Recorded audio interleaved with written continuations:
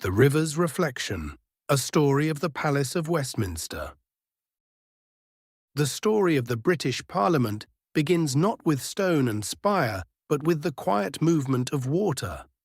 To understand this place, we must first travel back in our minds, past the noise of the modern city, to a time when the River Thames was a much wider, shallower thing, weaving through a landscape of marsh and mist. In the heart of this ancient delta sat a small, firm patch of ground known as Thorney Island.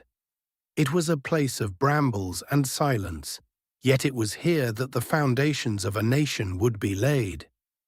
As we look at the palace today, it is easy to see only the Victorian grandeur, but beneath the heavy limestone lie layers of human existence that stretch back further than we once dared to imagine.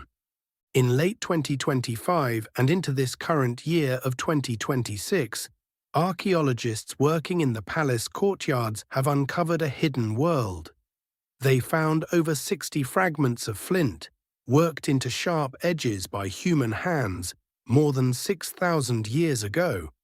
These tools belong to the Neolithic era, a time when people stood on these very banks to fish, hunt, and gather food, long before the first stone of the first palace was ever cut. Think of those early inhabitants watching the same sunrise over the same river. They recognized the safety of this island, just as King Canute would thousands of years later when he built a royal residence here in the 11th century. It was on these banks that legend says Nut sat upon his throne and commanded the tide to retreat, not out of arrogance, but to prove to his courtiers that even a king's power is a fleeting thing compared to the vast rhythmic forces of the natural world.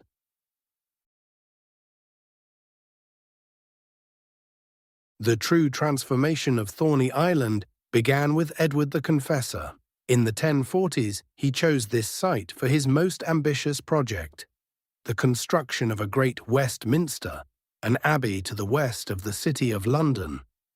Beside it, he built a palace, wanting to be close to the holy work as it unfolded. Edward's palace was a place of timber and thatch, but it established Westminster as the permanent seat of royal power.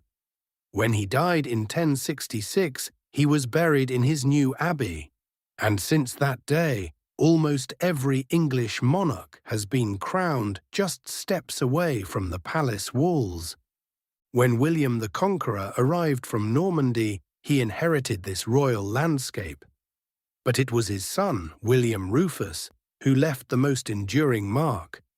In 1097, Rufus began the construction of Westminster Hall.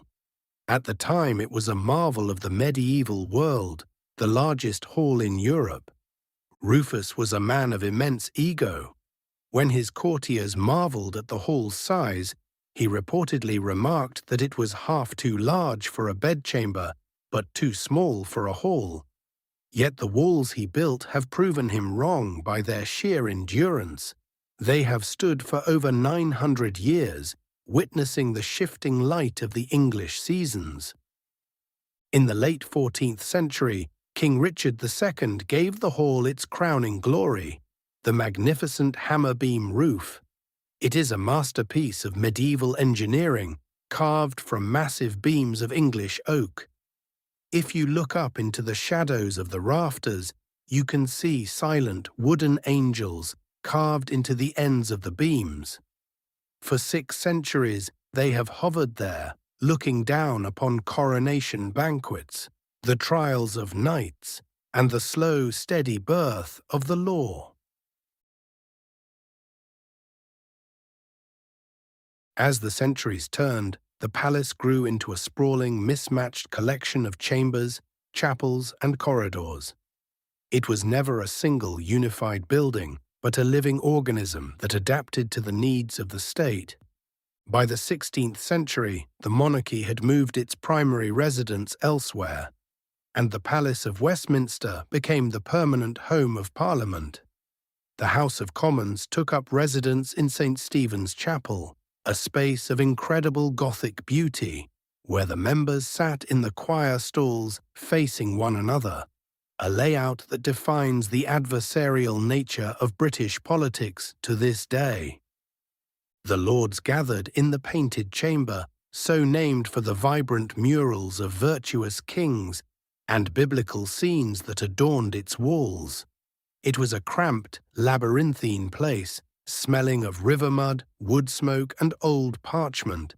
It was a building of shadows and secrets, where Guy Fawkes was discovered in the cellars in 1605, and where the Great Reform Act was debated by candlelight. All of that medieval complexity vanished in a single terrifying night.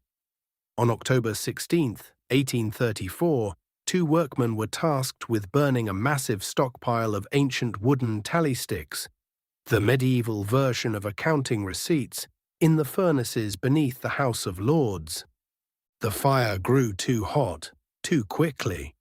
The dry timbers of the floorboards ignited, and within minutes the fire had taken hold of the heart of the palace. It was the greatest conflagration in London between the Great Fire of 1666 and the Blitz of 1940. Thousands of Londoners lined the banks of the Thames and crowded onto Westminster Bridge, watching as centuries of history dissolved into ash. The artist J.M.W. Turner was among them, capturing the terrifying beauty of the flames reflected in the river. Amidst the chaos, the Prime Minister, Lord Melbourne, stood in the streets directing the fire engines. He gave one singular command: "Save the hall." Through a fortunate change in the wind and the desperate efforts of the firemen who pumped water directly from the Thames, the medieval Westminster Hall was spared. It stood solitary and scorched amidst the smoke and ruins of the rest of the palace, a lone survivor of the ancient world. The destruction of the old palace presented a unique opportunity to build a new home for Parliament that would reflect the dignity and power of the 19th century British state.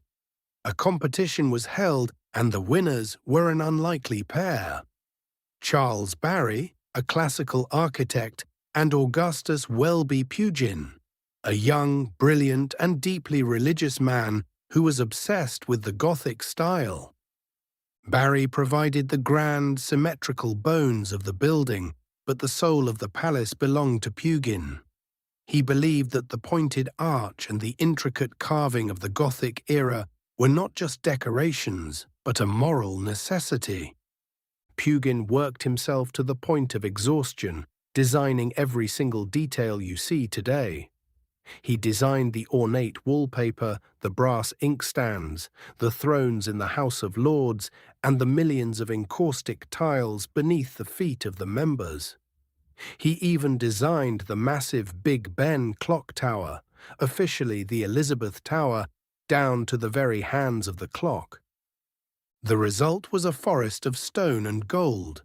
The House of Lords, in particular, is a riot of colour and craftsmanship, intended to represent the majesty of the Constitution. The House of Commons was built to be more functional, yet no less detailed. Together, they formed a new palace that looked as though it had stood for 1,000 years, even as the mortar was still wet. The new palace was barely a century old when it faced its greatest threat. During the Second World War, the building was a conspicuous target for the German Luftwaffe. It was struck by bombs 14 times, but the most devastating night was May 10, 1941. A barrage of incendiary bombs struck the palace, and the firefighters were faced with an impossible choice: save the roof of Westminster Hall or save the House of Commons. They chose the Hall. By morning, the Commons chamber was a blackened shell of twisted metal and ash. When it came time to rebuild after the war, Winston Churchill made a profound decision. He insisted that the new chamber be designed exactly as the old one had been, too small to fit all the members and rectangular in shape. He believed that the intimacy of the space was essential to the British style of debate. "We shape our buildings," he famously said, "and afterwards our buildings shape us." As you look at the Commons today, you see his vision. The green leather benches and the central table remain a symbol of a democracy that refused to be silenced by the storm of war.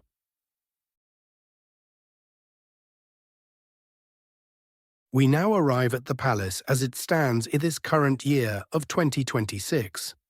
To the casual observer on a riverboat, the building looks as magnificent as ever, but those who work within its walls know the truth. The Victorian stone is crumbling, the miles of steam pipes are leaking, and the electrical cables are a tangled, hazardous web. For over a decade, the question of how to save the building has been a source of intense debate. In February 2026, this story has reached a critical turning point. Parliament has just published its most detailed restoration and renewal proposals to date. The report outlines a massive, multi-billion-pound effort that could see the palace covered in scaffolding for decades. There is a quiet, heavy tension in the air. The client board overseeing the project has recommended a Phase 1 package of works, capped at £3 billion, to begin later this year. This will involve building a river jetty for construction deliveries and preparing temporary chambers nearby. Most significantly, the debate over a full decant, where both the Commons and the Lords would move out of the building entirely for a decade or more, has intensified. While some members are reluctant to leave the historic chambers, the technical experts are clear. The building is beyond the point where putting off major works is sustainable. Meanwhile, the earth beneath the palace continues to give up its secrets. In the last few months, archaeologists have uncovered the walls of the Lesser Hall, a medieval royal dining space that was thought to have been completely destroyed in the fire of 1834.